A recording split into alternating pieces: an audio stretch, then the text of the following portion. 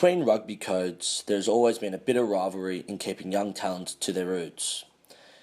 It happens at all levels of the game, from juniors right through to the professional stage. However, if you track the code hoppers over the last 2 decades, a fascinating trend begins to emerge.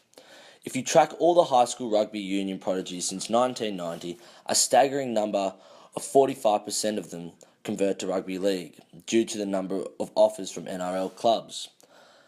However, if you look at the high school rugby league prodigies since 1990, less than 5% convert to rugby league. There is a simple explanation for this. Rugby union relies heavily on the private school system to produce the talent for the Super Rugby teams such as the New South Wales Waratahs and Queensland Reds. However, this system is not regulated by the Australian Rugby Union, meaning it does not have a grip on its young talent like the NRL does.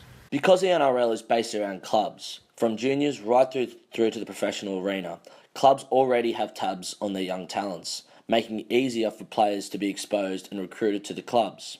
If Australian rugby wants to keep its young talents in the game, it needs to devise a plan that secures young athletes from leaving the code.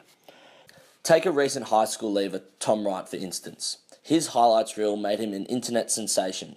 He was one of the country's best 7-a-side players and represented New South Wales at the Australian Schoolboy Championships, and was a household name in New South Wales' prestigious Greater Public Schools rugby competition.